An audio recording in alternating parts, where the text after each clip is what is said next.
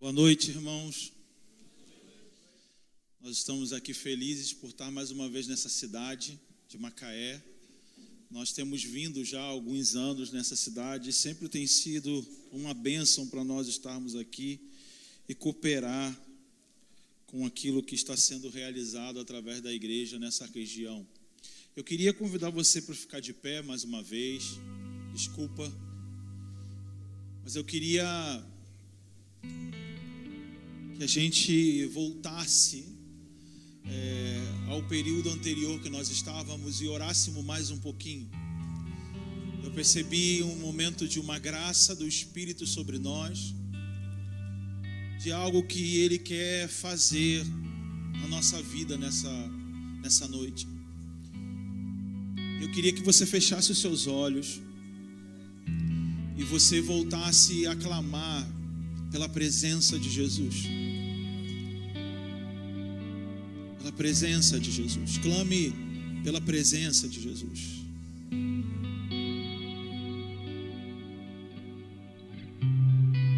Presença de Jesus. Oh Jesus, a tua presença aqui nesse lugar, Senhor.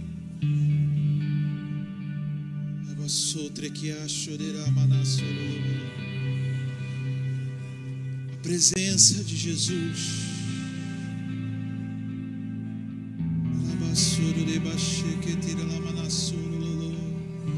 Nós precisamos de você, Jesus. Nós precisamos de você, Jesus. Ser exaltado aqui nessa noite. Ser adorado aqui nessa noite, Jesus. Ilumina o nosso interior nessa noite. Ilumina o nosso interior nessa noite, Jesus. Olhe para nós, Jesus. Olhe para nós, Jesus. Olhe para nós, Jesus. Olhe para nós, Jesus. Olhe para nós. Nos faz, Jesus, ter o sentimento que há em você. Nos faz sentir como você diante da realidade da cidade que nós vivemos, diante das pessoas que nós convivemos.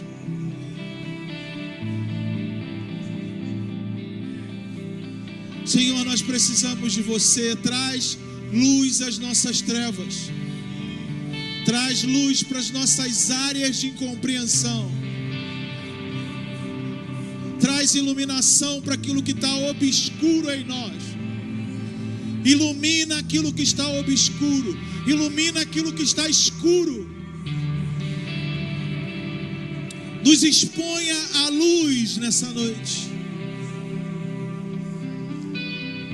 A luz veio ao mundo. Tu és a luz do mundo.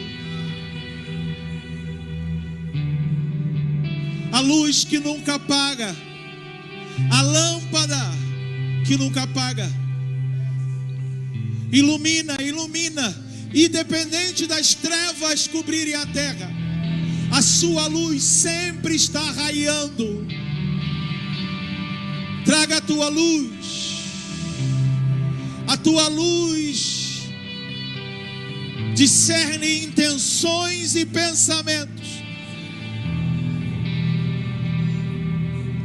A tua luz, a tua luz, a tua luz. Nós não queremos permitir que as trevas gerem sentimentos e pensamentos em nosso interior. Nós queremos a tua luz. Você é a luz. Tua palavra é luz. Luz.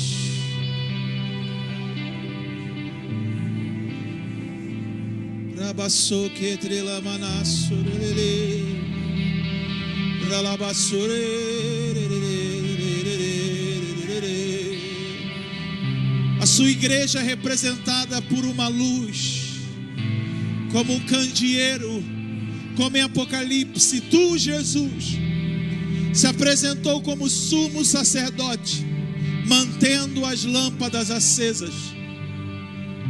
E nós te pedimos que você venha manter as nossas lâmpadas acesas com a tua luz, para que a tua luz brilhe nesse mundo. Aleluia, Jesus. Aleluia, aleluia. Você pode sentar.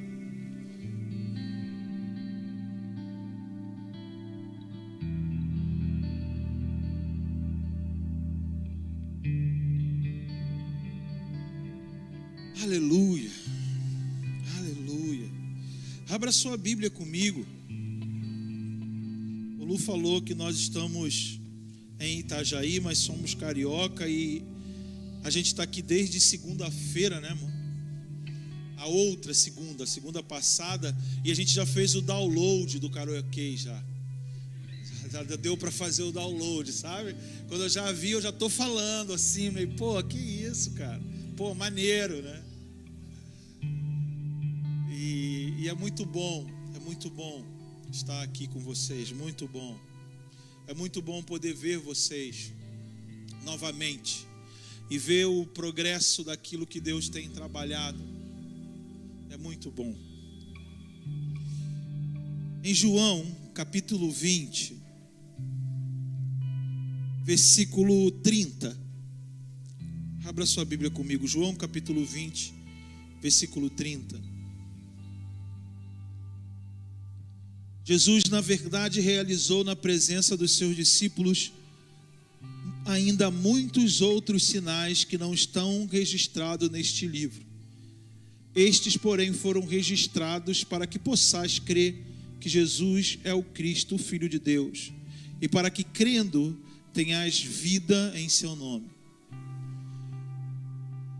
Em uma sexta-feira de pequeno grupo lá em Itajaí, na cidade de Itajaí, a gente participa de um pequeno grupo e eu fiquei de dar a palavra desse capítulo. E eu fiquei muito impressionado com o insight que me veio quando eu li esses dois versículos. João está dizendo que Jesus fez muitos outros sinais na presença dos seus discípulos que não estavam registrados nesse livro. Você tem noção? Eu não sei quanto você tem de noção do livro do Evangelho de João. Os tipos de sinais que tem nesse livro. Capítulo 2, ele começa transformando água em vinho. O capítulo 3, a conversa de Nicodemos, ele explicando a vida eterna. Capítulo 4, ele explicando a verdadeira adoração. O 5, ele curando o paralítico, né? De 18 anos paralítico. Capítulo 6 é talvez o discurso mais persuasivo de Jesus, mais duro, que ele diz: ó, vossos pais comeram do maná do deserto e morreram, eu sou o pão vivo que desceu dos céus. Ele diz que nesse capítulo que muitos discípulos os deixaram naquele dia, e ele vira para os 12 e fala: e vocês, o que vocês vão fazer agora? E os 12, não, Pedro falou: para quem nós iremos, se só tu tens as palavras de vida eterna? E isso é interessante a gente lembrar, não é para onde, é para quem nós iremos. Não tem a ver com direção, tem a ver com quem você anda. Aquilo que te alimenta tem a ver com quem você anda. E no capítulo 7 ele fala sobre o tempo e a festa dos tabernáculos em relação ao tempo de cumprimento das coisas. Nesse capítulo também ele fala que aquele que crê nele, do seu interior fluirão rios de água viva. No capítulo 8 ele confronta a estrutura de pensamento da aplicação da lei da Torá hebraica, a lei de Moisés. E ele também fala: eu sou a luz do mundo, ou seja, eu vim trazer clareza até sobre aquilo que já foi dito. No capítulo 9 ele confronta também a estrutura religiosa, curando um cego de nascença e quebrando uma crença religiosa sobre maldição hereditária. Os seus discípulos perguntam: quem pecou? Foi ele ou o pai dele para que ele nascesse assim? E ele fala: nem uma coisa nem outra, mas para que a minha glória seja manifesta, para que o Filho seja glorificado. Deus tem as suas maneiras de trazer a sua glória, que confronta a nossa percepção, a nossa visão de como Deus traz a sua glória. Isso representa o capítulo 9. O 10 ele fala que ele é o pastor, verdadeiro pastor que dá vida pelas ovelhas. Então ele fala sobre, ele não é aquele que pula o muro, mas ele é a porta, o que entra também pela porta. Ele está falando: eu sou o dono disso tudo, e todo mundo que está na minha mão ninguém pode arrancar, e acabou. né? No capítulo 11, ele provoca a morte de Lázaro. Ele fica sabendo que o seu amigo está doente. Ele fala, vamos ficar aqui mais um pouquinho, vamos deixar piorar, porque essa enfermidade é para a glória de Deus. De novo, Jesus trabalhando diferente como a gente pensa. Então, no capítulo 9, ele pega uma doença natural de nascença e fala, isso é para a glória de Deus. É para a gente mudar a nossa ótica sobre os problemas do mundo. O amigo doente, ele fala, deixa lá, porque é para a glória de Deus. Então, são sugestões para a gente ir mudando a nossa maneira de pensar. E ele ressuscita Lázaro. Depois que ele ressuscita Lázaro, o cerco aperta para ele, já começam a tramar a sua morte. Aí o capítulo 11, o capítulo 12, já ele discussando sobre ser a semente de Deus que vem ao mundo para poder gerar um novo mundo. O 13, ele está com seus discípulos, a sua última refeição. Aí tem um lava-pés. O 14, ele começa os seus discursos dentro do Getsêmani de despedida, explicando o momento, mas mostrando também que eles não estavam entendendo o momento, que porque não tinha como entender, mas ele iria e voltaria, e não se preocupe, porque eu estou preparando o lugar. O capítulo 15, ele fala, olha, vai ter uma poda, e vai ter aqueles que vão ser cortados para sempre. No capítulo 16, aí no 15 ele fala dos amigos, 16 do Espírito Santo, que vem no lugar dele, 17 ele ora ao Pai, o 18, me ajuda, 18 ele está diante de Herodes, preso pelo Sinédrio, 19 diante de Pilatos, e aí o 20 a gente está aqui. Chegamos no 20. E aí você, diante de tudo isso, descobre que ele fez muito mais coisa do que está escrito. Doideira isso. Ele fez diante dos seus discípulos muito mais coisa além disso. Tudo isso que está escrito já é o suficiente para quê? Para aprender muito. Mas João deixa claro, ele fez muito mais coisa. Eu creio que João está deixando isso para a gente entender que a gente precisa ter um pensamento sobre Jesus muito maior do que a gente já acha que sabe.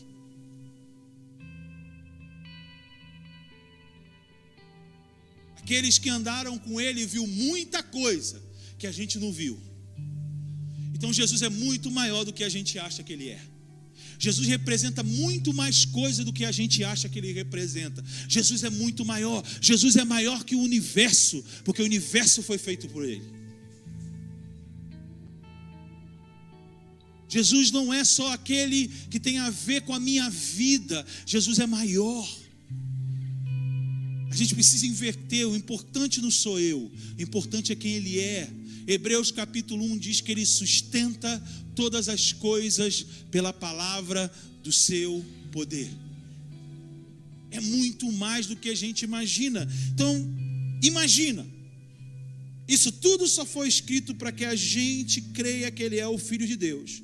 Crendo, temos vida no seu nome.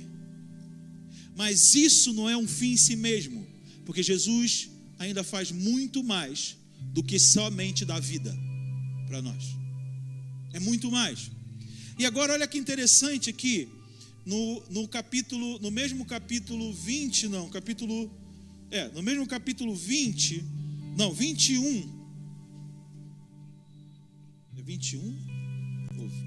Não, nem 20 nem 21, é o 19.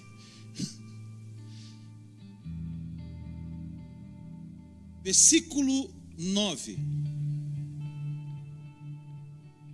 Porque ainda não entendi. Não, é capítulo 20 mesmo, desculpa, gente.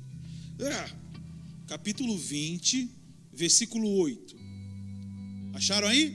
Desculpa atrapalhar vocês, tá?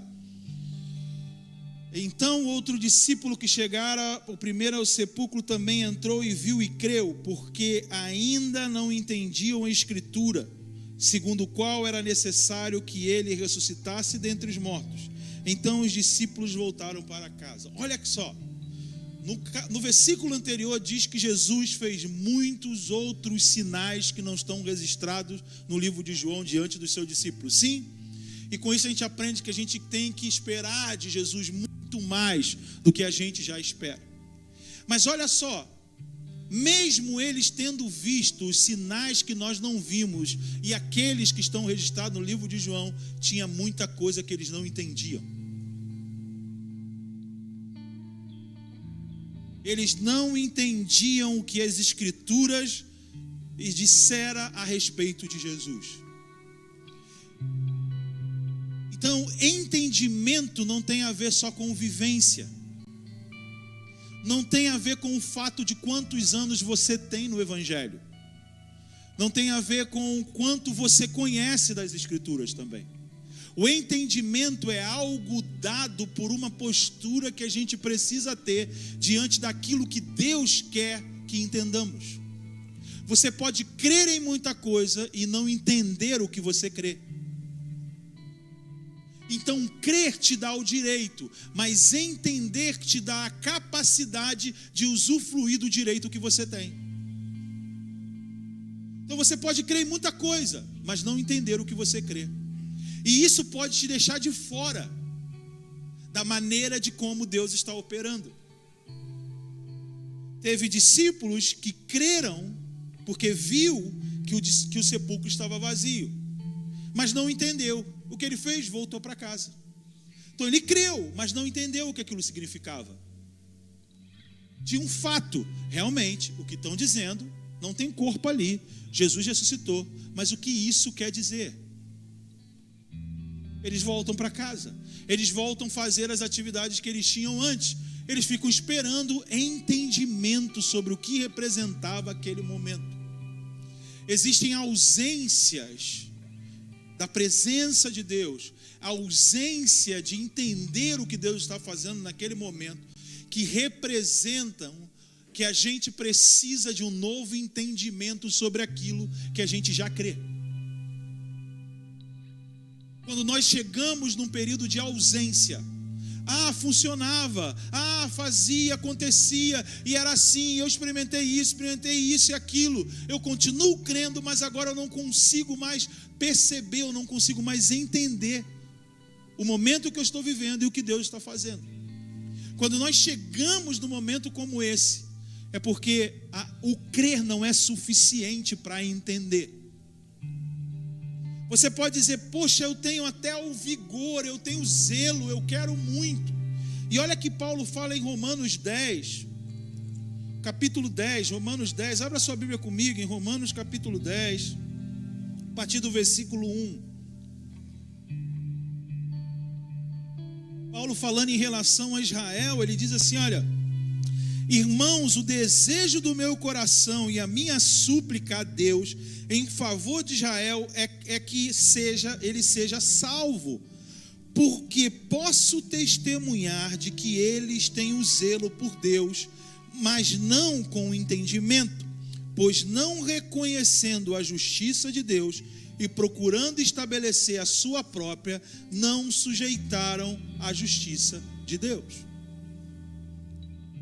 Então todo zelo, todo desejo, tudo que eles praticavam, tudo que eles eram religiosamente perfeito, não servia para dar entendimento.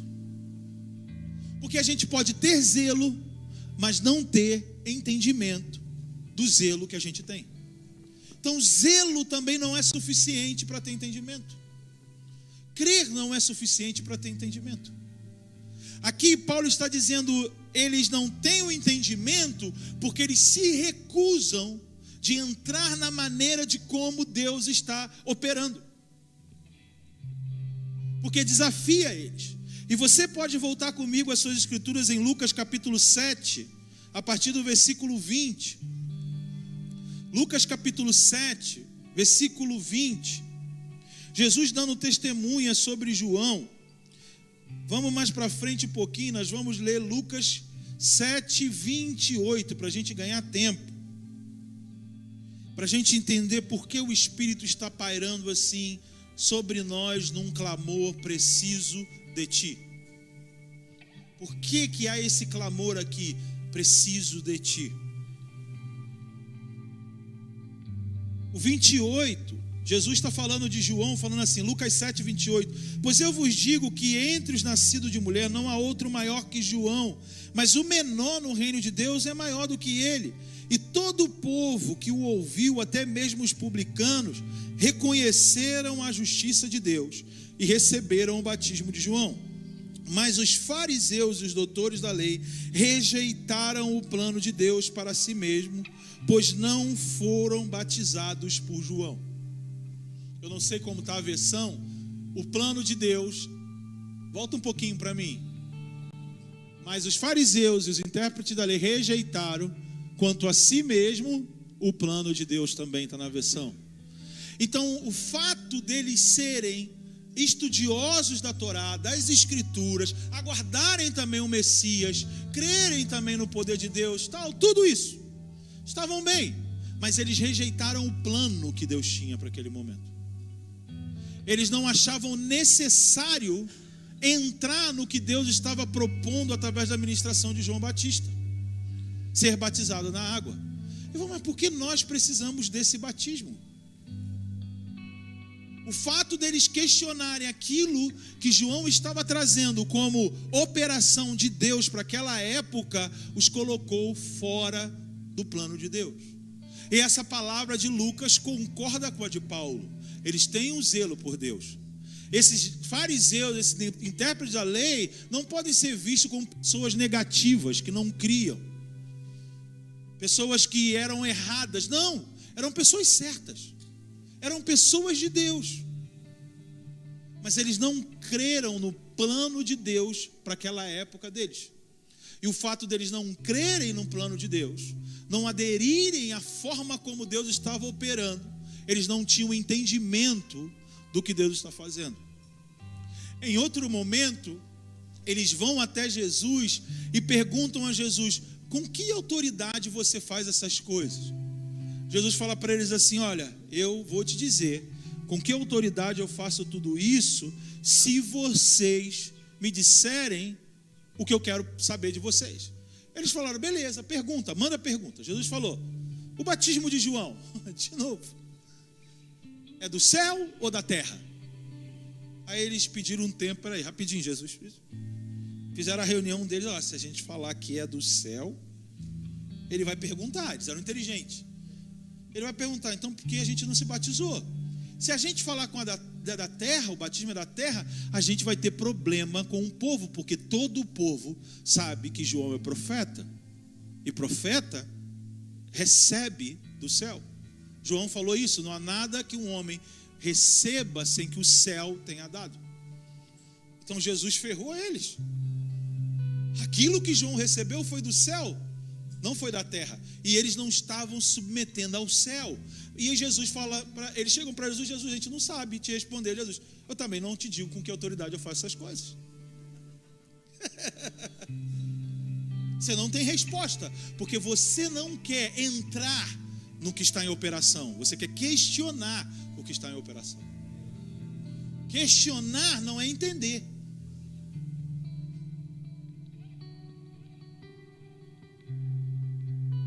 O batismo veio do céu, mas ele era operado na terra. O que acontecia por detrás daquele sacramento, daquela cerimônia, era uma realidade que Deus estava operando de maneira cósmica. Sabe, de maneira cósmica, sim. Lá em 1 Pedro, Pedro vai dizer que o batismo representava o dilúvio. O dilúvio representa uma linha final para a humanidade, para a construção de uma nova humanidade. É Deus falando: olha, eu vou interromper a administração de como as coisas estão sendo feitas na terra e vou promover uma nova. Então o que João estava fazendo não era só imergir pessoas na água, ele estava imergindo pessoas no novo mundo. Porque ele estava falando que, olha, arrependei-vos, porque é chegado um mundo novo. É interessante a gente trocar reino por mundo novo, ou um mundo de Deus, porque reino era o mundo para eles da época, como hoje o Brasil é. O sistema de governo presidencial era como se a gente estivesse falando: está vindo um novo Brasil, porque vai mudar toda a estrutura de como se administra a vida do povo na terra. Era um novo mundo. Então o batismo nas águas, ainda até hoje, ele é um sacramento, porque você está proclamando a existência substancial da realidade do plano de Deus. Quando você batiza alguém nas águas, você está representando o que Deus vai fazer em todo o cosmos. Começar um novo mundo. Um novo céu e uma nova terra. Não é só um céu novo. Não é só ir para o céu.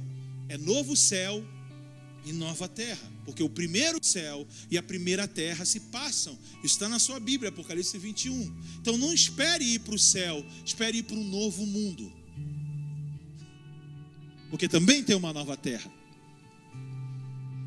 Então o batismo, você olha e fala assim, só submeter um ato cerimonial. Não, aquele ato cerimonial tinha uma palavra, que Deus estava realizando algo. Existia a operação de uma justiça divina por meio daquele ato tão frágil. Mas a justiça de Deus estava em operação. Deus estava movendo o seu plano daquela forma. Às vezes existem ações que são necessárias, que nós vamos falar, mas para que isso? É para entrar naquilo que Deus está operando. Maria, na casa de Lázaro, na casa deles, da família, derrama perfume aos pés de Jesus, beija os pés de Jesus. Jesus fala, olha, ela está preparando o meu corpo para o sepultamento. Se eles não entendiam nem a ressurreição, quando ela tinha acontecido, que dirá quando ele disse que iria ser sepultado? Eles não entendiam nada. Eles achavam a viagem, tanto que Jesus disse e que Maria estava fazendo. Mas em Lucas 24, quando as mulheres foram até o túmulo de Jesus para ungir o seu corpo, o corpo dele já não estava mais lá. Porque elas tentavam movimentar algo na terra que não estava mais na terra. E eles tinham que ter feito isso enquanto ele estava na terra.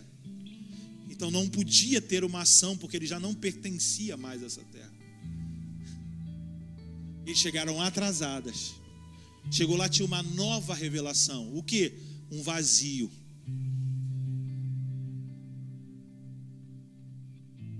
O vazio é um convite para o novo. A ausência de Jesus é um convite para que a gente entre em algo novo. Esse é o sentido da ressurreição.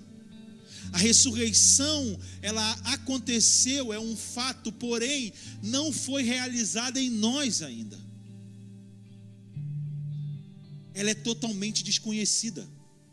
Por isso ela vai revelar ainda uma glória sobre os filhos de Deus. A glória dos filhos de Deus é a ressurreição dos nossos corpos. E essa glória revelada por aquilo que nós nos tornaremos, também vai tornar a terra um lugar diferente, porque a criação aguarda a revelação dos filhos de Deus. Dá para entender isso? É algo realizado. Jesus ressuscitou. O fato dele ter realizado isso que ele vai ainda realizar, é certo que ele realizará, porém ainda não está realizado, mas é um fato já existente dentro do plano de Deus. Então, quando nós hoje nos relacionamos com Jesus, nos relacionamos com esse mundo, nós nos relacionamos dentro desse plano de Deus. Por isso que Paulo disse que o batismo, depois da ressurreição, ganha um novo significado.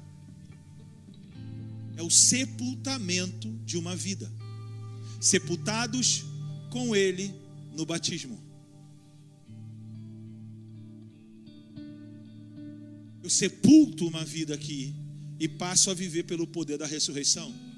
O que sustenta a nossa vida hoje na fé em Jesus é a ressurreição de Jesus. Porque todos nós vamos morrer um dia. Mas a nossa fé se baseia em que ressuscitaremos com Ele. Entendeu? Então você não vive hoje para não morrer. Você vive hoje para aguardar a ressurreição. Porque a morte já não tem mais sentido para você. Ela foi ressignificada em Cristo. Tragada foi a morte. A nossa fé não é para ir para o céu, é viver pela ressurreição.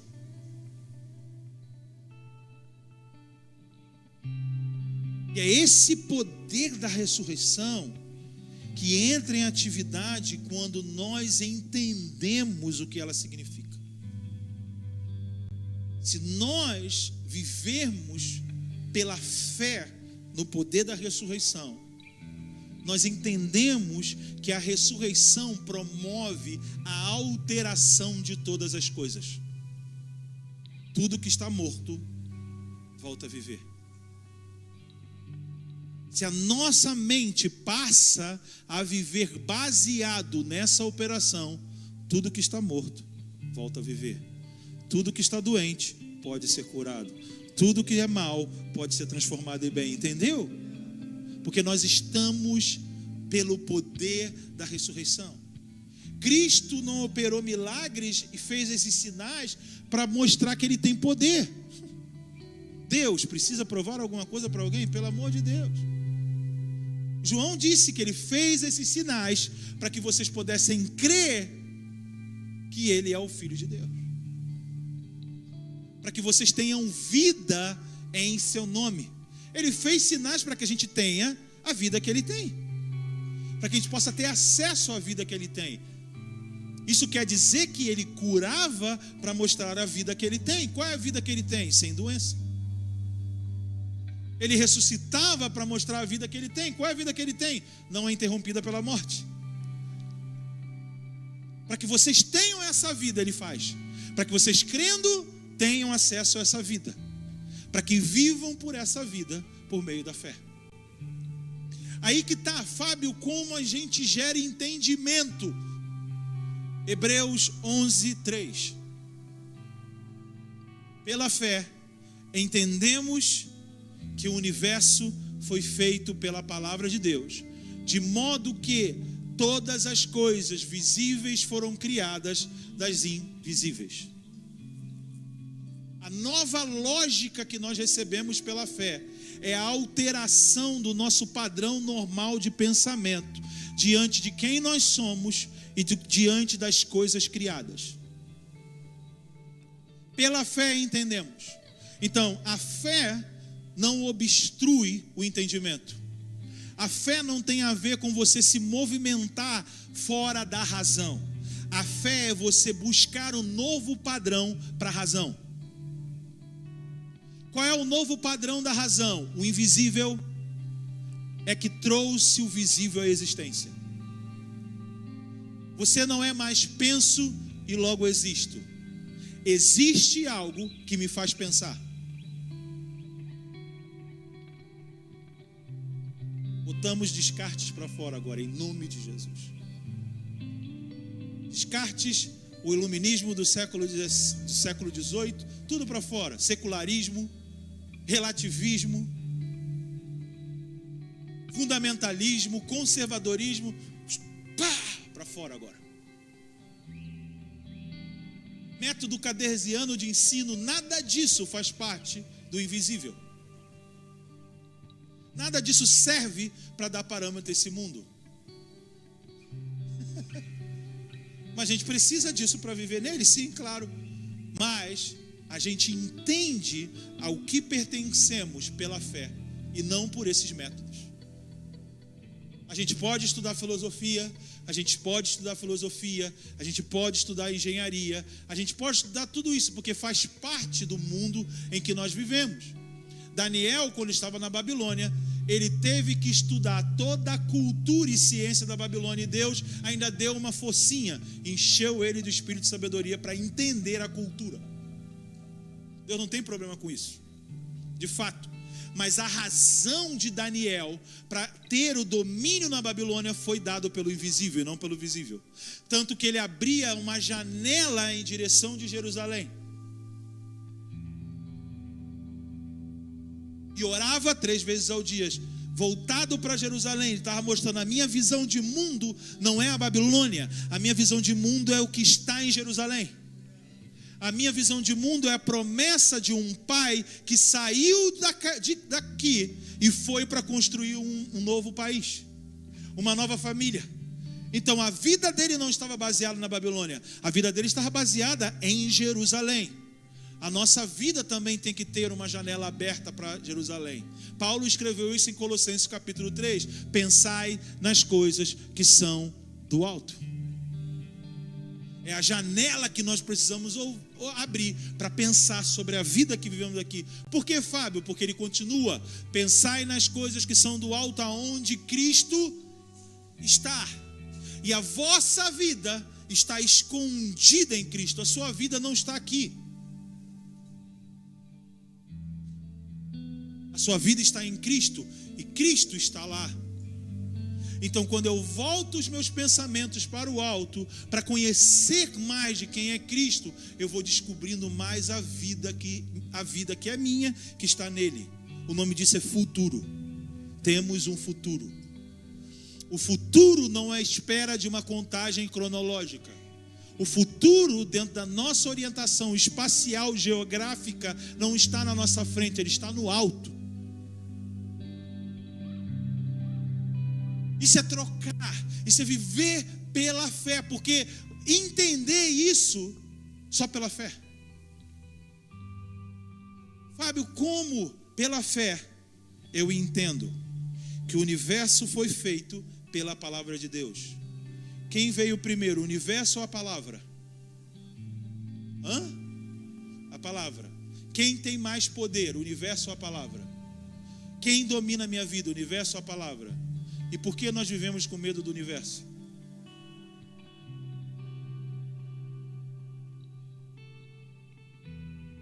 Por que nós damos razão pelo universo à nossa vida?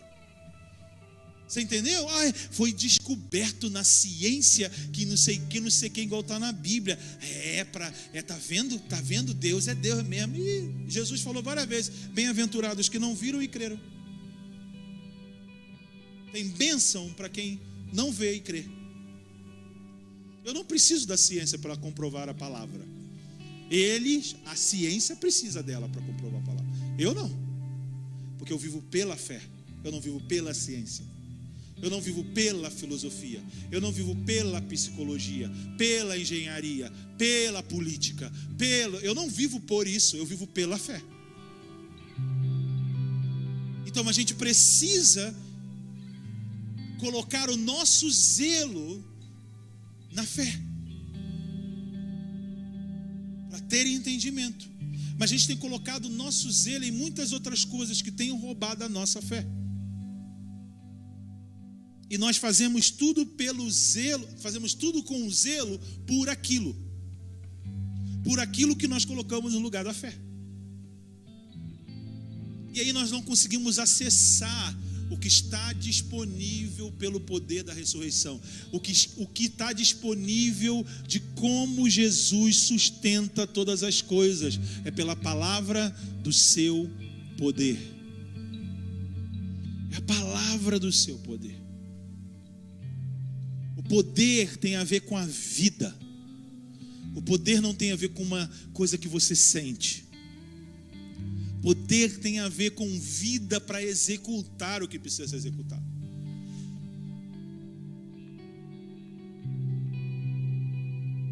E a gente precisa colocar no lugar dessas coisas desse mundo fé. Pela fé, entendemos. A fé determina os padrões de como eu vivo. Por isso Paulo fala em Romanos capítulo 1, ele fala: eu quero muito estar com vocês para vos pregar o evangelho. Isso é muito interessante. 1, versículo 15. Eu desejo estar com vocês para pregar o evangelho. Mas já tinha igreja lá. A ideia que a gente tem de pregar o evangelho é aonde não tem igreja. Mas Paulo fala: eu quero pregar de novo o evangelho para vocês, para que vocês aprendam como lidar no mundo que vocês estão. E Paulo começa escrevendo para eles: porque não me envergonho, o evangelho é poder de Deus para a salvação de todo aquele que crê, primeiro o judeu e também o grego, pois a justiça de Deus, o modo operante de Deus, como Deus ajusta as coisas, como Deus corrige as coisas, se revela no evangelho. E de fé em fé, como está escrito, o justo viverá por fé. Ou seja, a maneira que Deus ordena a vida daquele que vive no evangelho é por meio da fé. Dá para entender? O justo viverá por fé. Ou seja, a maneira de como Deus ordena a minha vida é pela fé.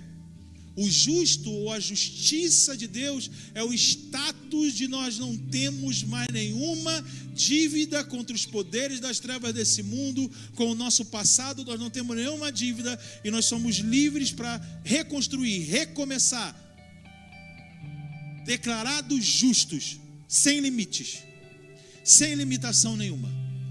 E baseado na fé nisso, eu tenho a operação do evangelho de Deus ao favor para ajustar a minha vida. O justo viverá por fé. E essa palavra veio para o profeta Abacuque quando ele olhava para o mundo e o mundo dele estava totalmente confuso. Deus fala só para ele assim, vai piorar. E ele falou, e agora? Vai para a torre, volta para a torre e mostra: o justo viverá por fé.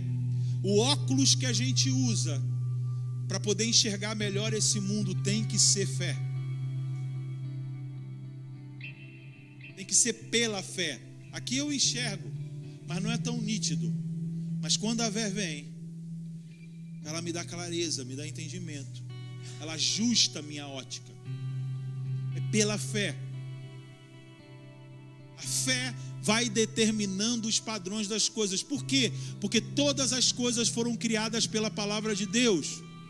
Quando você compra um produto, você recebe do fabricante um manual, o padrão de como aquilo tem que ser usado.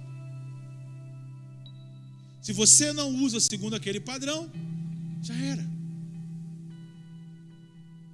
A palavra criou tudo. A palavra é o fabricante desse mundo, dá para entender? E é pela palavra que todas as coisas são criadas.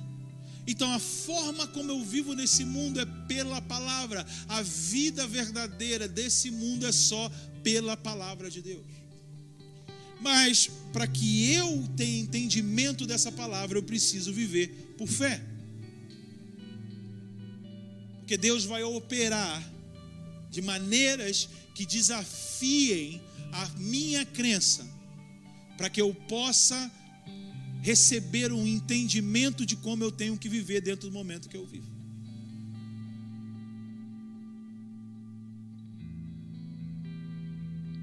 Paulo usa uma palavra para me explicar melhor em Efésios capítulo 3. Vamos lá para Efésios capítulo 3.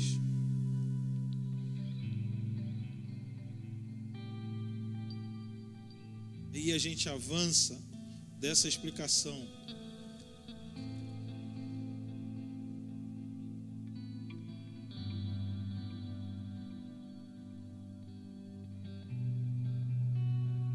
Capítulo 3 de Efésios, assim: por essa razão eu, Paulo, sou prisioneiro de Cristo Jesus, por amor de vós, gentios, se é que sabeis da dispensação da graça de Deus, que me foi concedida em vosso favor, e como por revelação me foi manifestado o mistério, conforme vos escrevi acima em poucas palavras.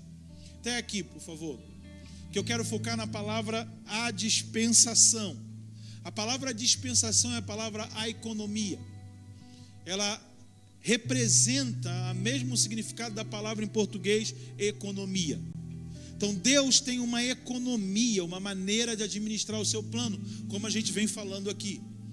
Então, para a gente entender melhor essa questão da administração, existem produtos que têm que são determinados o seu valor pela economia. A própria moeda, ela é determinada pelo valor econômico das coisas.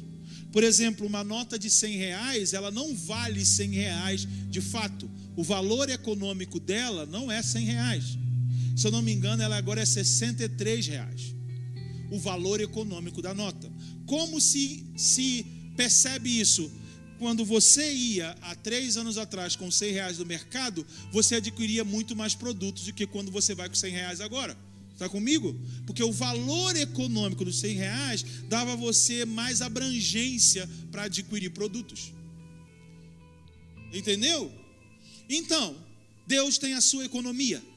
Isso explica que tem coisas que você fazia antes que tinham determinados efeitos. Você alcançava muito mais. Mas quando altera o valor econômico, aquela nota já não tem mais o mesmo alcance. Ela perdeu o seu valor, não perdeu a sua utilidade, mas perde o seu valor dentro daquilo que Deus está movimentando. Por isso que muitos anos atrás, ir para a praça pregar, enchia a igreja. Hoje não. É certo ou errado isso? Não. Você pode fazer isso? Pode. Mas você vai perceber que não tem o mesmo valor. Porque o tempo não é mais disso. Você tem internet. Você prefere transmitir o culto. A pessoa não precisa ir para a praça te ouvir. Ela está em casa, ligou o aparelho dela e está te vendo. Entendeu? Porque o valor daquilo se mudou. Então, dentro do plano de Deus é a mesma coisa.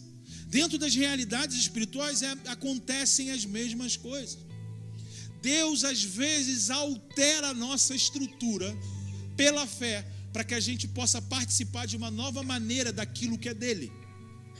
Deus que providencia isso, nós só precisamos aceitar. Foi Deus que providenciou o batismo do João. E os caras ficavam assim, não sei, pode ser. Quantos aqui conhecem a história de Atos capítulo 3, de Pedro e João chegando no templo para orar, e todos os dias tinha um homem ali colocado, né? E aquele homem era colocado diante da porta formosa, pedia esmola, e um dia Pedro e João, olhando para ele, viu que ele tinha fé para ser curado, e disse: eu não tenho prata e nem ouro, mas o que eu tenho, eu te dou. Levanta e anda. Levanta e anda. Rapaz, não tinha passado muito tempo depois do que Pedro tinha vivido com o próprio Jesus. Mas Pedro entendeu que Jesus transmitiu para ele um tipo de vida pelo poder da ressurreição que podia alterar a realidade, que podia alterar a matéria, que poderia tirar as pessoas de uma condição que aquela condição impedia ela de viver algumas coisas e levá-la para uma outra. Pedro poderia continuar deixando aquele cara ali, dando esmola para ele. Ele continuaria naquela condição, viveria sustentado ali. E pronto, ele ficaria ali. Eu não sei quantos de vocês não sabem disso, mas dentro do templo, dentro do portótico de Salomão, o átrio, não poderia entrar nenhuma pessoa que tinha defeito físico. Não podia entrar. O que Pedro e João realizam ali é algo que leva aquele homem a entrar em lugares em Deus que ele nunca poderia ter entrado antes. Não era só manter ele sustentado, era dar acesso a eles, a algo que Deus provinha que ele nunca tinha acesso antes.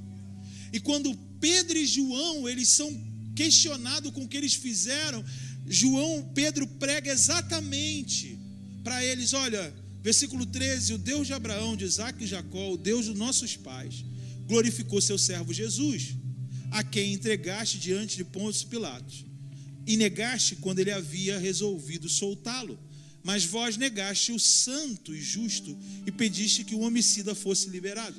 Mataste o autor da vida, a quem Deus ressuscitou dentre os mortos, e somos testemunha disso. Olha que coisa forte. O que Pedro está falando com a mensagem dele? Vocês fizeram algo sem entendimento. E isso foi feito pelo nosso Deus, que prometeu ao nosso patriarca Abraão, Isaac e Jacó. Pedro não está falando que o que foi feito está distante do que eles esperavam, Mas Pedro está mostrando para eles que eles não tinham fé para entender o que estava acontecendo com aquele paralítico, da mesma forma que eles não entenderam o que fizeram com Jesus. Porque eles tinham zelo sem entendimento. E era tudo crente, porque criam na promessa que Deus fez a Abraão, a Isaac e Jacó. Ele está pregando ali no templo. Dá para entender? É no templo que estão questionando como ele deu àquele paralítico o poder de andar. É no templo que está acontecendo isso. Preste atenção. E ele está explicando a própria Escritura, a Bíblia para eles. E aí ele fala a chave disso. Ele fala o seguinte: olha, pela fé no nome de Jesus, este nome deu força a este homem que vedes e conheceis. Sim, a fé que vem por meio dele deu a este homem a saúde perfeita diante de todos nós. A fé que a gente tem, pela fé em Jesus, também traz para nós uma fé operante que afeta a realidade onde nós estamos. Pedro está dizendo: não fui eu que fiz isso. Não fui eu. É a quem ou o que vocês negaram. É o que vocês não quiseram aceitar. Aquele mesmo que fez isso. É o padrão de como Deus está operando, que está dando a essa pessoa a possibilidade de ela entrar em lugares que ela nunca poderia ter entrado antes. Então eu acredito que nós estamos vivendo dias em que nós vamos nos encontrar em situações definidoras. Aqueles que estão questionando o que está acontecendo, ou aqueles que estão fazendo o que precisa acontecer.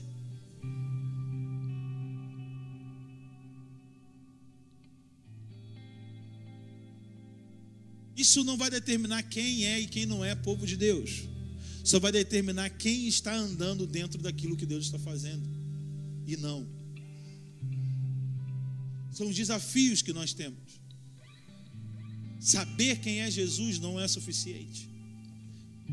A compreensão traz a vida de Jesus para a realidade que eu vivo. É a compreensão de Jesus. Jesus, em outro momento, em João capítulo 3, diz que ele era a luz para os homens. A luz estava do mundo, mas os homens amaram mais as trevas do que a luz. Eles preferiram ficar no seu próprio entendimento limitado do que entrar numa nova compreensão. Porque para entrar numa nova compreensão, tem a exposição daquilo que você está pensando equivocado, dos pensamentos errados. Então, para não ter os seus pensamentos expostos, o que eles preferem? Manter na escuridão. Então, muitos de nós preferimos nos manter na escuridão, porque nós não queremos ter as nossas maneiras de pensar expostas. Pedro fala algo também no versículo 12. Ele fala assim: por que ficais olhando para nós como se o que tivesse sido feito foi pelo nosso próprio poder ou a nossa religiosidade ou piedade? Isso também é chocante. Olha, não tem a ver com quanto eu me entrego a Deus. Tem a ver com o culto que eu venho. Tem a ver com as coisas que eu faço por religiosidade. Não foi isso que deu vida a esse homem. Não foi o meu próprio capacidade. E não foi a minha vida piedosa. Mas foi aquilo que vocês negaram. O modo de como Deus quer operar que foi negado, que está executando isso agora. Gente, irmãos, a perseguição em Atos não acontece pelo mundo.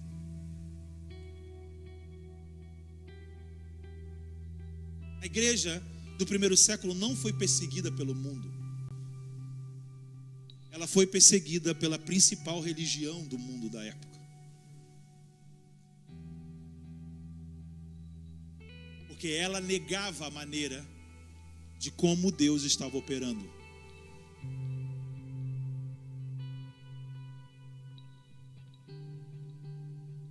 Nós estamos preocupados com o problema errado.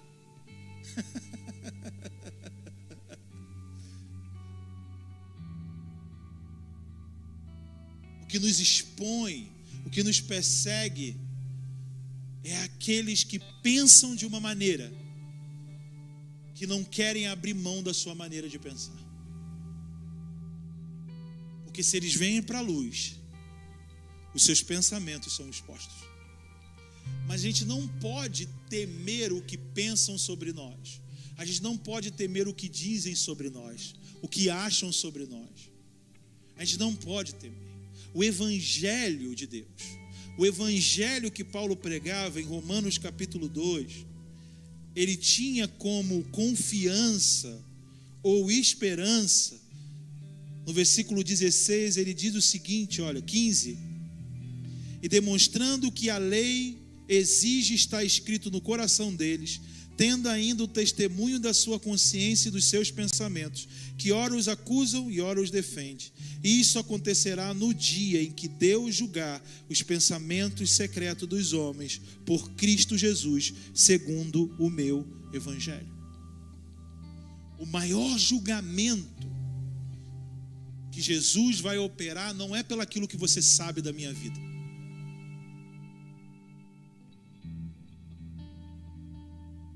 Pelo aquilo que os outros sabem da tua vida. Jesus vai julgar aquilo que ninguém sabe.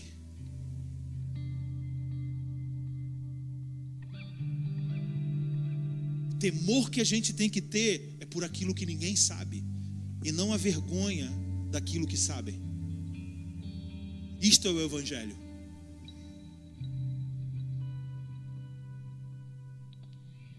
Por isso Paulo dizia: a minha consciência está pura. Eu não preciso ficar administrando, ora me acusa, ora me absolve, ora me acusa, porque minha consciência diante de Deus está pura. Porque eu creio que um dia Ele vai julgar os pensamentos mais secretos. Deus não vai julgar o teu serviço aqui. Deus não se impressiona pelo que você faz aqui. Deus, Ele olha as motivações com que você faz as coisas aqui dentro. E isso não tem a ver comigo e com você. Eu não tenho que julgar. Eu não tenho poder de julgar isso. Mas a exposição disso fica com aqueles que negam a luz, porque não querem que as suas obras sejam expostas.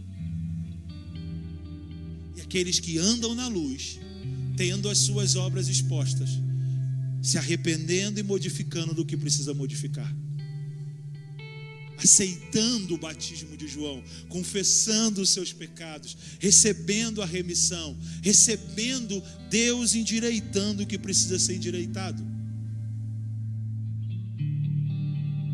Isso é viver por fé, porque o que vai me dar a condição de ser justo, esse status de justiça de Deus operando na minha vida, é viver pela fé.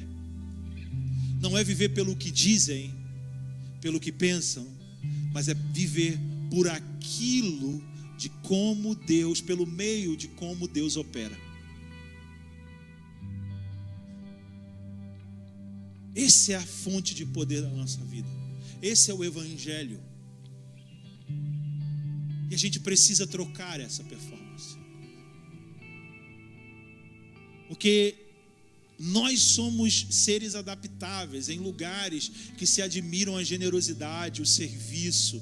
Então nós, para ganharmos notoriedades, executamos esse tipo de coisa.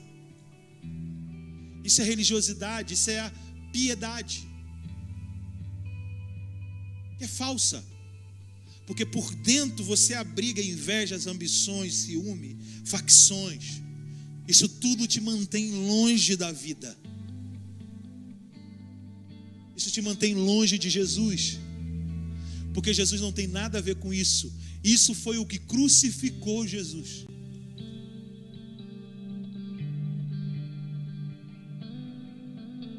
Às vezes a gente ora assim: Deus, você não sabe o que é isso que eu estou passando.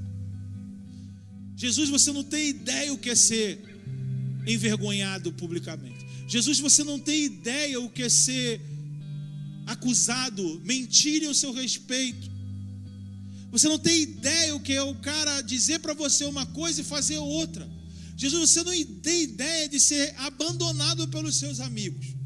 Jesus, você não tem ideia que é apanhar sem merecer, ser acusado de algo que nunca fez. Jesus, tu não tem ideia de ser traído pelo seu amigo. Que? Jesus, você não tem ideia que as pessoas têm inveja de você. E os judeus, movidos por inveja, tramaram a morte de Jesus. Deus não tem ideia. Deus viveu isso.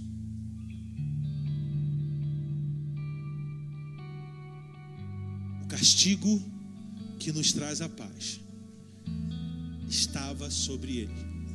Preste atenção, o castigo que nos traz a paz estava sobre ele.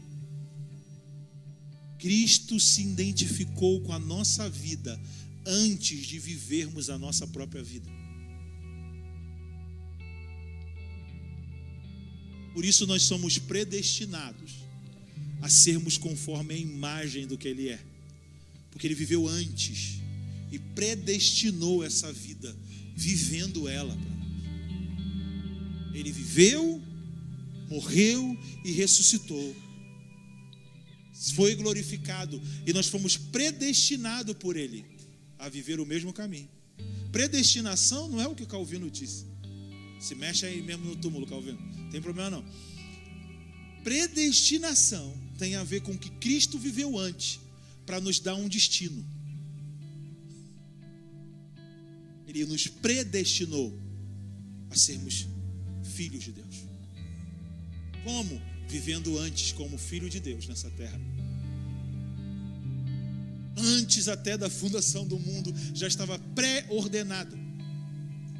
Antemão, tudo isso, que Ele iria viver aquilo pelo qual nós iríamos viver depois dele. Isso é predestinação. Ele viveu de fato essa vida, e nos deu. Então nunca mais podemos orar com Jesus, para Jesus, como se Ele não soubesse o que é passar pelo que nós estamos passando. Até amigo que morreu, Ele chorou. Até o sentimento de o pai não estar fazendo nada por ele, ele teve. Ele falou: Deus meu, por que me desamparaste? Até perder a sua mãe ele teve.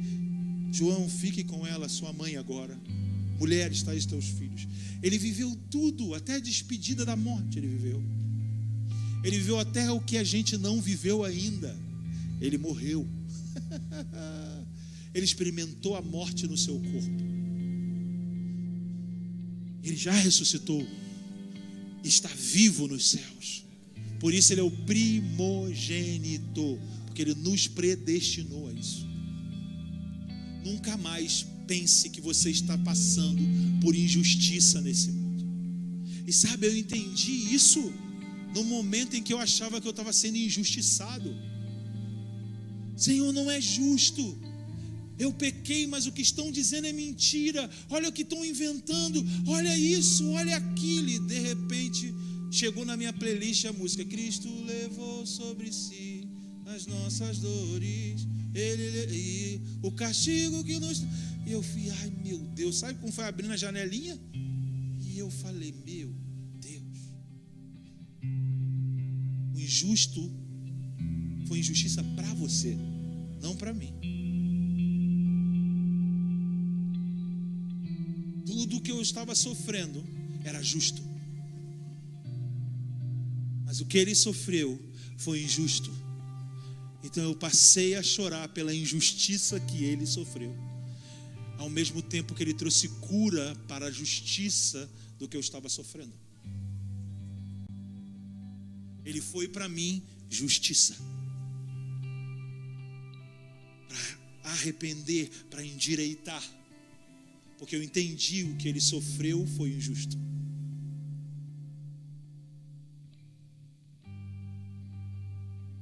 falei, nunca mais eu me sinto injustiçado nessa vida.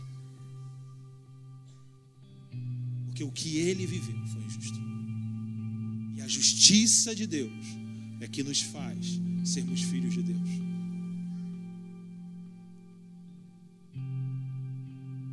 Por isso Paulo disse, por ele nós somos entregues todos os dias como ovelhas no matadouro.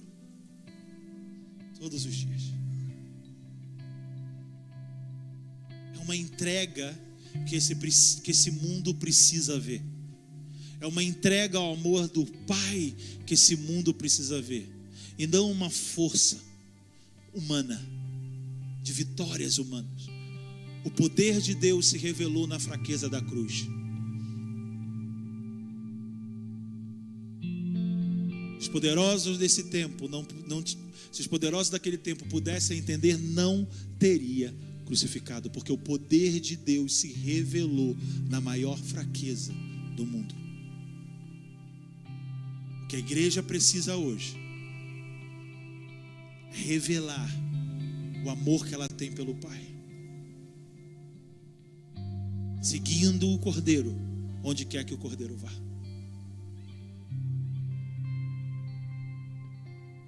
E essa é uma noite que a luz está sobre nós. Ele quer tirar de nós trevas, realidades obscuras, sabe?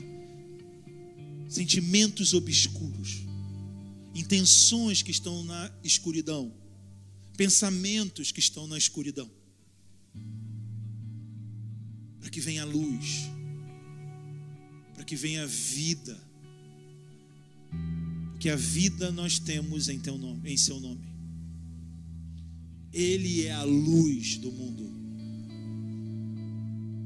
A clareza que a gente precisa para os próximos dias está em Jesus. Ele é a luz. Mas a gente precisa se aproximar dessa luz, para que essa luz seja o que ilumina ao nosso redor. Os homens que rejeitaram a sua luz perderam compreensão, perderam entendimento. Por isso o salmista diz, lâmpada para os meus pés e luz para o meu caminho é a tua palavra. Os pés nas escrituras representam o coração.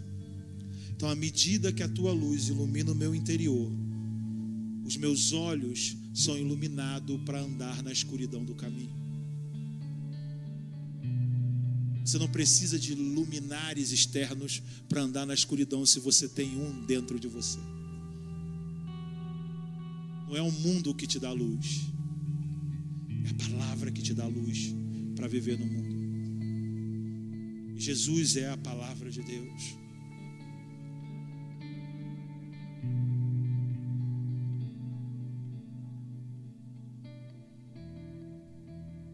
Essa é uma noite que eu peço que você entregue a sua mente, o seu coração.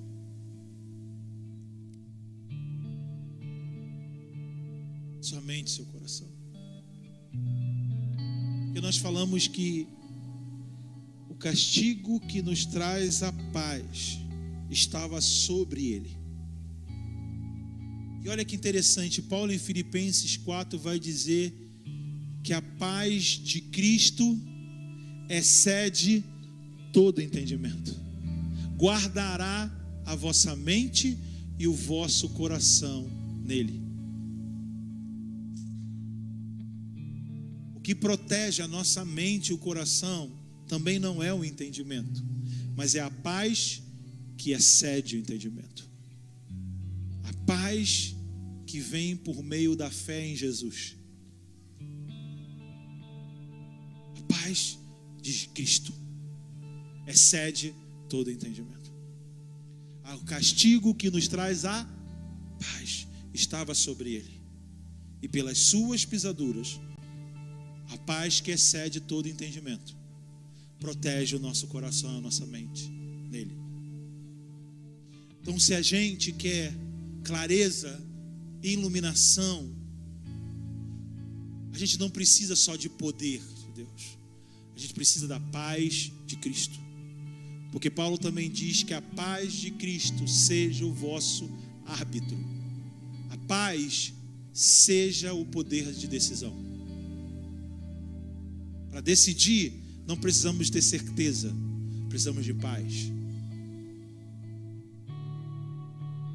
Para entender, precisamos de paz. Antes de entender, precisamos da paz que excede todo entendimento. Antes de entender, precisamos do amor que excede todo entendimento. A fé que gera entendimento. Paz, fé, amor são ingredientes poderosos para combater tudo que a gente precisa. Para que gere a operação de Deus. Então volte os seus olhos para Jesus nessa noite. Se você quer acessar lugares que você não acessou, se você sempre se vê sendo sustentado por Jesus, sendo mantido por Jesus, mas não consegue acessar a lugares novos, realidades novas, olhe para Jesus. Olhe para Jesus nessa noite. Feche os seus olhos e olhe para Jesus. Feche os seus olhos e olhe para Jesus. Olhe para Jesus. Feche os seus olhos e olhe para Jesus.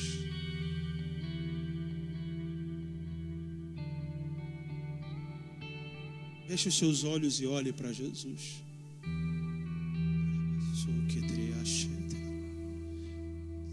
Creia, tenha fé que Jesus está perto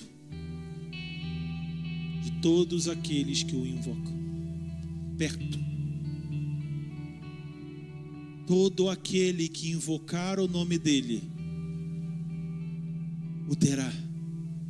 Jesus sabe exatamente o que é, como sentir o que você está passando. Exatamente. Com toda a precisão, ele passou por isso. Seja o que você estiver passando, Jesus passou por isso. Peça a ele o mesmo sentimento, a mesma maneira de pensar. Você não vai superar essas coisas pelo seu próprio poder, nem pela sua religiosidade. Porque isso tem a ver com Jesus. Tem a ver com a fé no nome de Jesus. E a fé que vem de Jesus. Não tem a ver conosco. Tem a ver com Ele. Senhor,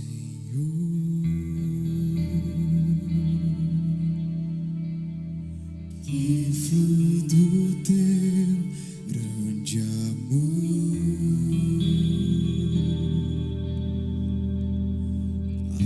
Águas que correm do trono,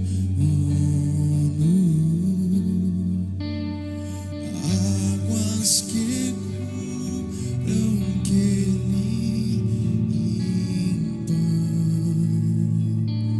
por onde ele passar, por onde o rio passar.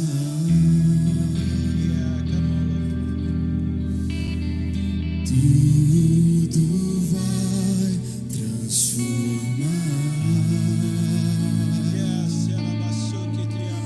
pois leva a vida do próprio Deus, e esse rio está neste lugar.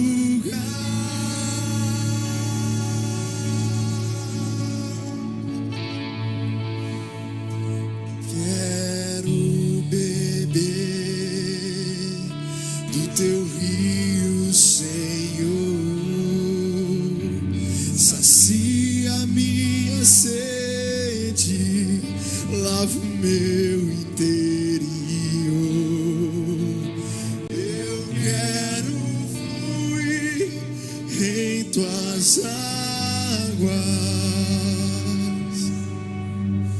Eu quero beber da tua fonte, fonte de águas vivas.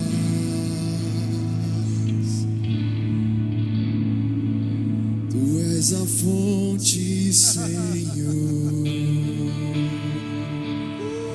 Tu és o rio, tu és o rio, Senhor. Tu és a minha fonte, tu és a fonte, Senhor. Tu és o meu rio, tu és o rio, Senhor. Sim, Jesus, eu quero beber e quero beber.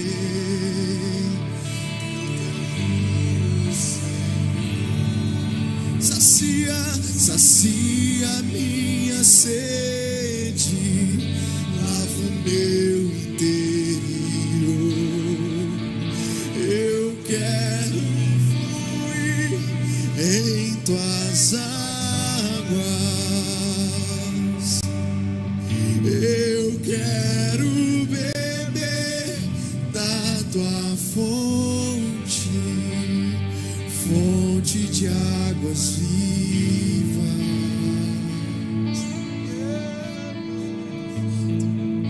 Tu és a fonte, Senhor.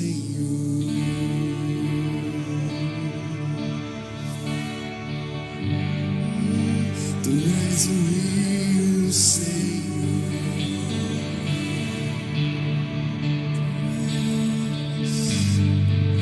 Tu és a fonte, Senhor.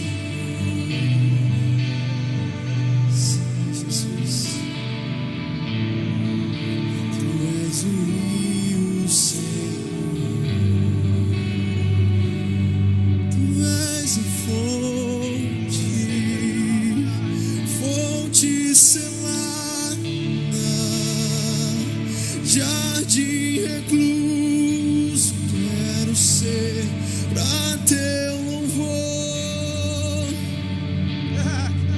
pra teu louvor, Senhor. Fonte selada, jardim recluso, quero ser pra teu louvor, sim, Senhor.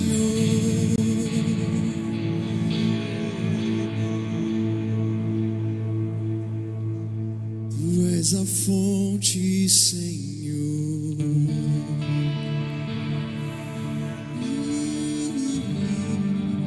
Tu és o rio, Senhor.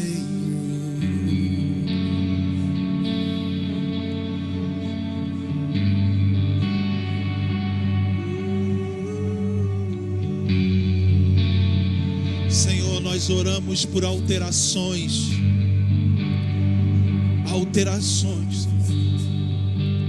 na maneira de pensar, da maneira de agir. Senhor, nós te pedimos que a tua luz venha dissipar as trevas,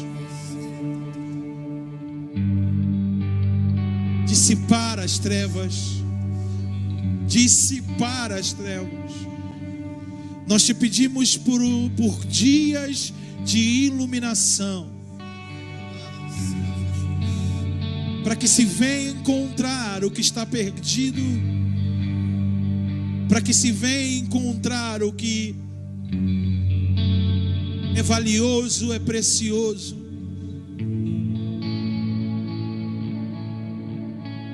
A tua luz,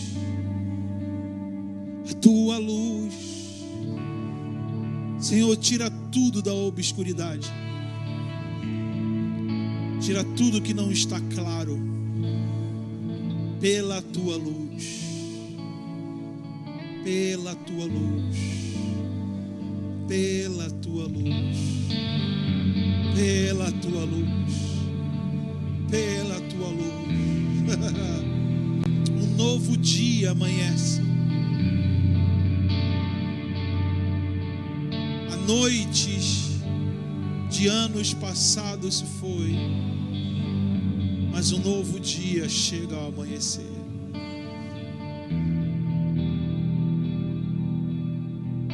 Um novo dia.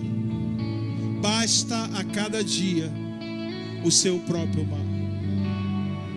E nós tomamos essa palavra, Jesus, e estabelecemos ela. O mal do dia anterior não vai atravessar o dia que está amanhecendo. É em teu nome que nós oramos, Jesus.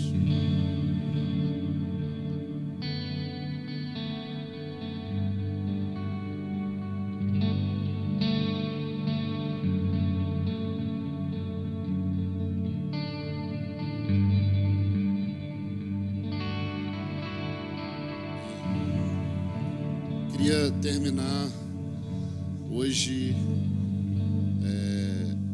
aqui orando por você que tem uma inclinação profética, você que ainda que não consiga de repente compreender tudo aquilo que precisa ser compreendido, mas você sabe dentro de você que você tem uma graça profética.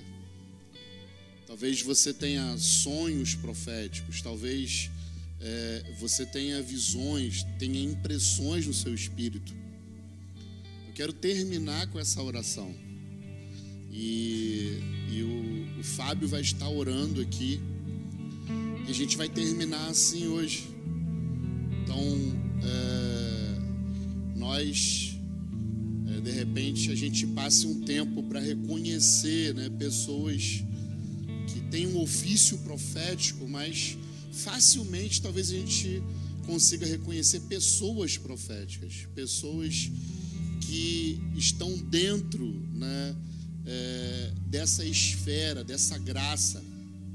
Então eu quero te convidar aqui na frente, você que tem essa facilidade, você consegue de alguma forma ter uma sensibilidade ao Espírito, de uma forma que talvez você perceba que nem todos têm.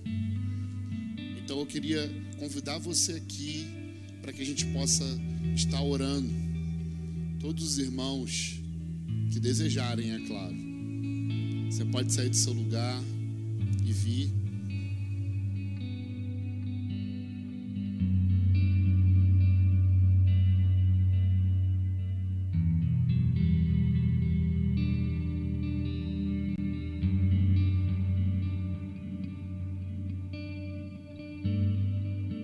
Ainda não é o tempo, mas nós temos muitas histórias sobre isso, eu e o Fábio, muitas histórias desses anos de caminhada.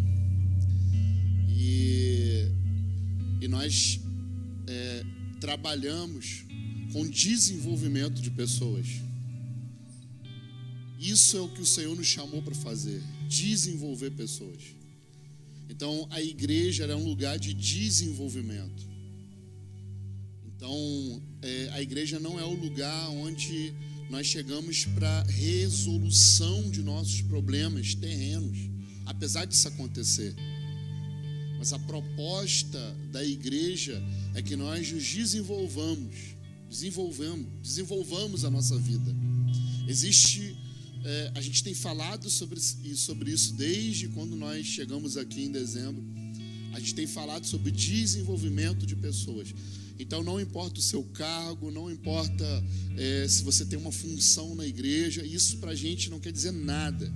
O que importa pra gente é que você queira desenvolver em Cristo. Cristo tem uma medida hoje para nós. Tem uma medida para você. Para ser mais claro ainda, às vezes nós não nos submetemos a isso, porque ainda existem coisas obscuras dentro de nós. Nós não queremos nos comprometer e dizer, eu preciso crescer porque para todo mundo eu já sou grande. Isso é trevas.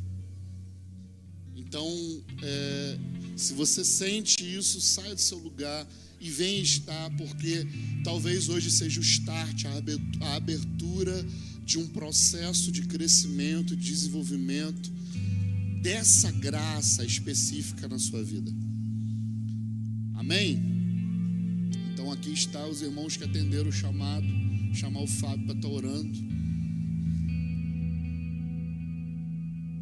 Chegar um pouco mais perto aqui, juntar mais isso.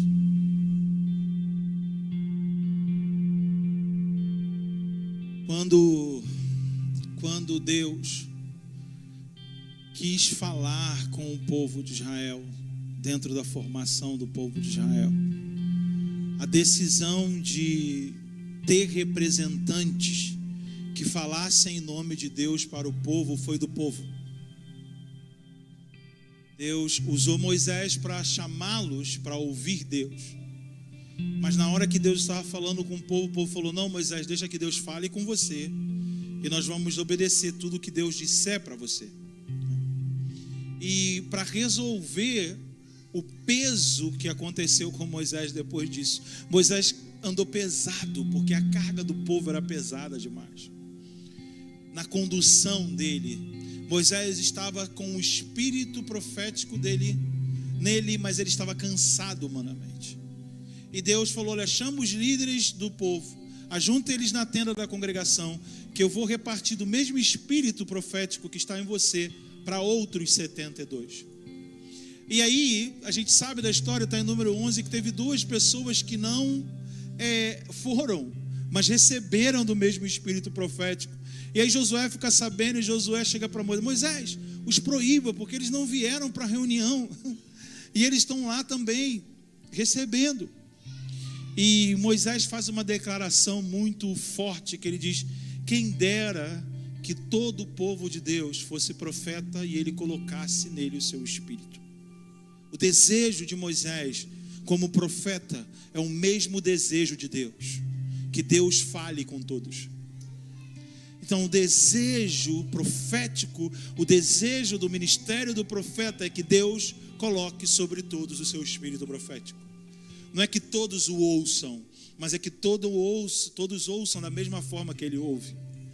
Então, quando a gente fala sobre ativar o espírito profético, ou o espírito da profecia, tem uma coisa muito melhor aí do que da época de Moisés. Há uma promessa de um derramamento do espírito profético sobre todo tipo de gente, independente até da sua classe social e idade.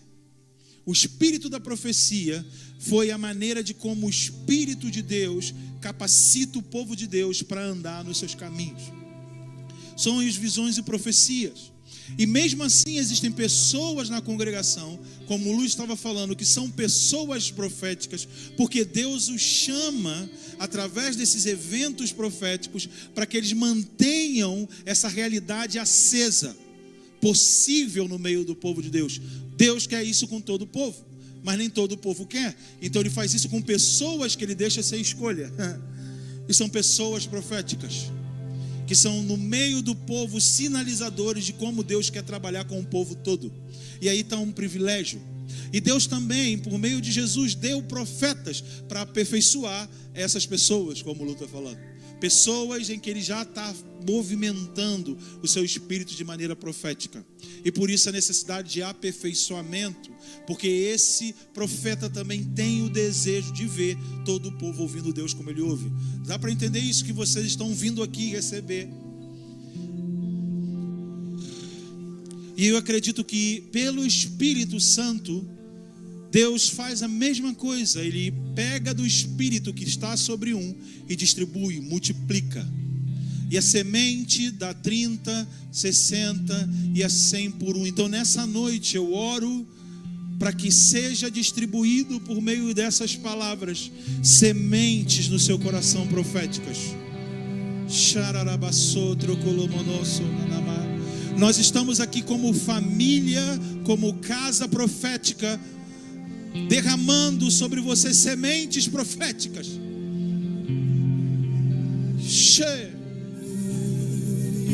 Sementes proféticas. Quando eu me imponho a minha mão sobre você, ou quando a minha esposa impõe a mão sobre você, nós estamos gerando uma conexão com a palavra que está na nossa vida, para que ela toque a sua. É como se você tivesse uma tocha apagada e o fogo que está na minha tocha acendesse a sua tocha. E agora você tem fogo também. Você tem fogo também. Oh! É a luz do Espírito chegando em você, acendendo o que precisa ser aceso em você. Oh! Acendendo em você o seu espírito profético. Oh! E tem coisas que não tinha clareza em você, agora passarão a ter. As inclinações de temas bíblicos, personagens bíblicos, vai acender em vocês significados desses personagens com a sua vida, sincronizando a sua vida com a própria palavra de Deus. E você vai chegar um momento e vai se ver na história bíblica, na história do plano de Deus, nesses dias, como homens e mulheres fizeram papéis no plano de Deus no passado. Isso é ser um povo profético, que recebe uma palavra, e essa palavra toma forma na sua vida, e ela se torna uma mensagem daquilo que Deus vai fazer.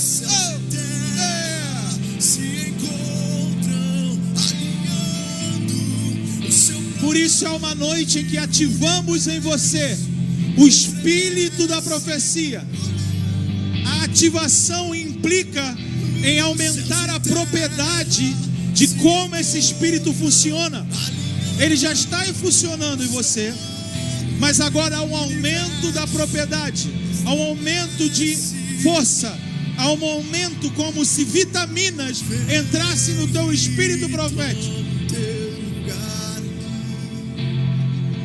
e você tivesse condições, adquirisse condições, mais energia profética para desenvolver o seu chamado profético. Isso representa impor as mãos para transmitir do mesmo Espírito, para compartilhar um dom espiritual.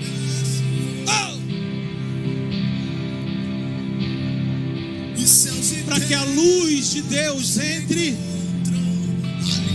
e clareie.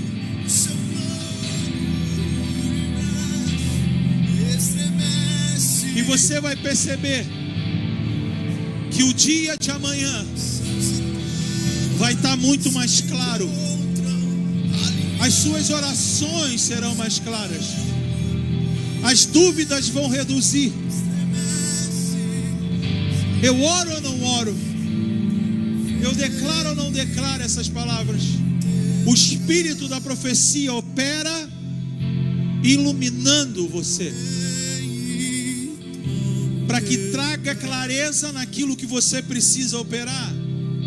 Para isso, o Espírito é derramado.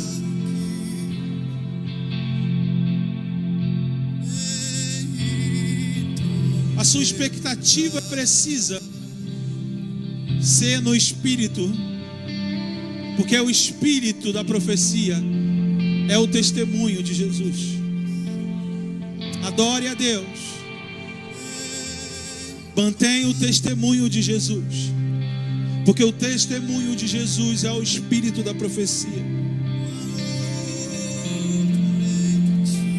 Eu sei que tem pessoas que não vieram aqui, mas que também têm. Eu não vou fazer como Josué, limitar você. Moisés falou: deixe que eles recebam.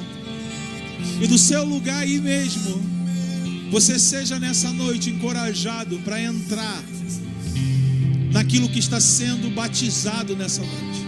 O que está acontecendo nessa noite é um batismo. Não é um batismo de João, mas é um batismo para esse tempo. Ou você entra, ou você fica sem entender. É um batismo, é uma imersão profética sobre a sua vida. sobre a vida dessa congregação. É uma imersão profética. Aumenta o seu poder aqui, Espírito. Aumenta o seu poder aqui, Espírito. Aumenta o seu poder aqui. Aumenta, aumenta, aumenta, aumenta. Aumenta. Sobre medida. Sobre medidas. Aumenta. Senhor, nessa noite, revele a identidade coletiva que essa congregação tem. Revele a identidade pelo Espírito da profecia. Revele a identidade coletiva. Não é simplesmente um lugar onde as pessoas se juntam, mas é um lugar que pessoas se juntam para um propósito. Espírito de Deus, Senhor, nessa noite nós entregamos o que demos para que esse lugar existisse. Nós entregamos o que damos. Senhor, nessa noite a oração dessa congregação seja como o de Davi: eu não darei nada ao Senhor que não me tenha custado. E eu quero desafiar você nessa noite a entregar tudo que você investiu aqui, a entregar a Deus. Quando Deus pediu Isaac a Abraão, Deus pediu Isaac porque Abraão estava se perdendo de Deus. Deus não queria Isaac, Deus queria era Abraão de volta. Então entregue as expectativas que você tem sobre esse lugar. Entregue a expectativa que você tem até hoje pelo que você ofertou já nesse lugar, pelo que você já investiu de dinheiro aqui. Como você quer que as coisas sejam, entregue tudo isso. Se submeta ao plano que Deus tem para vocês nesse tempo. Porque está acontecendo um deslocamento nessa noite. Um batismo, uma imersão profética está ocorrendo.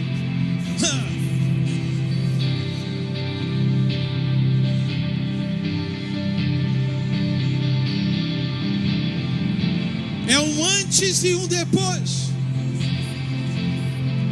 Não tem volta.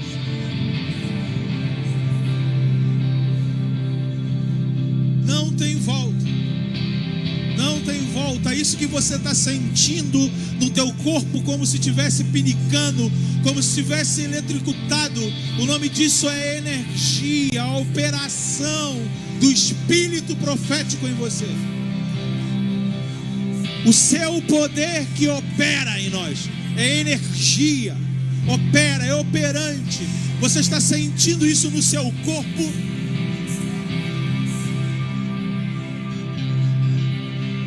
São descargas do Espírito vindo, comprimindo você, puxando você, marcando você.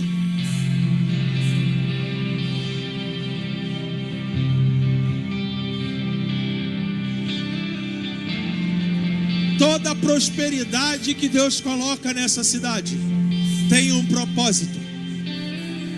Chega de usarmos para a religião.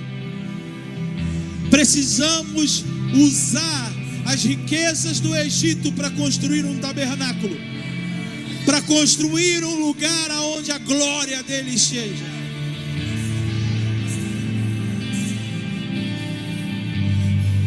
Assim nós vamos subjugar o poder econômico.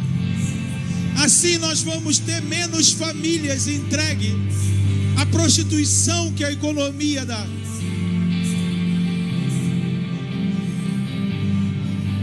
Use as riquezas do Egito para construir um lugar para Deus. E não vai faltar nada para você, porque Deus vai estar na cidade.